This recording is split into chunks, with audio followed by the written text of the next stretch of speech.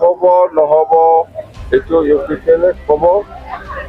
আমি জানো ইউপিপিএল দলৰ দিছপুৰ আৰু দিল্লীত NDA হিচাপে আছে, অকল BTCত নাই। এছেম্বলি হ'ল দিছপুৰ।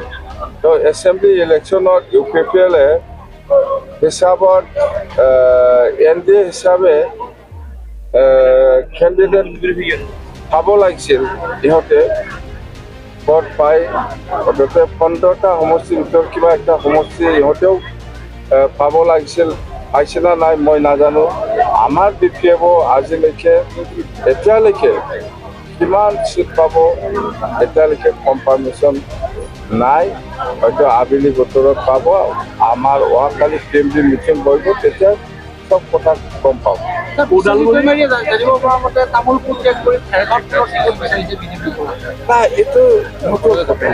এইটো ইহঁতৰ কথা, আমাৰ কথা নহয়।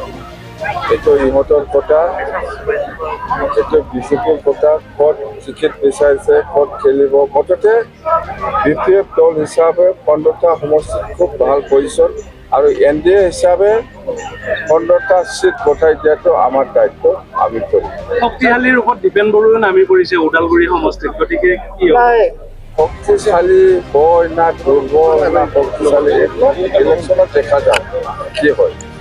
মুঠতে আমাৰ দায়িত্ব হ'ল 15টা সমষ্টি আছে BTC অঞ্চলত, 15টাকৈ NDA হিচাপে মই পঠাই দিম।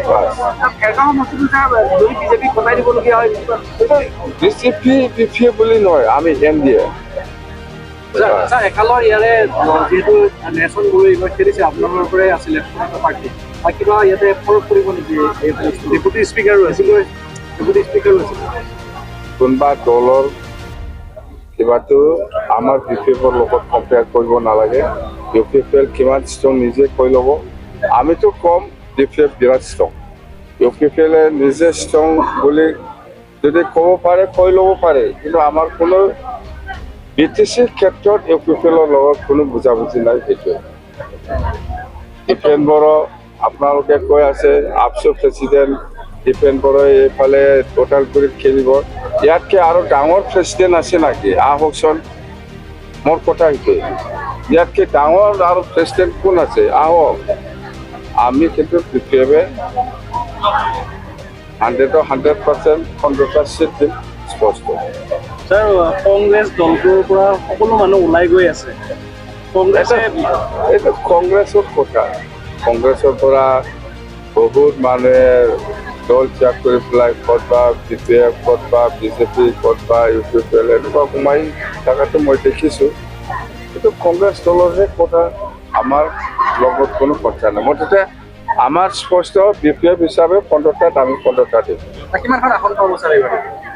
100 NDA হিচাপে 100টাৰ তলত নাপায়।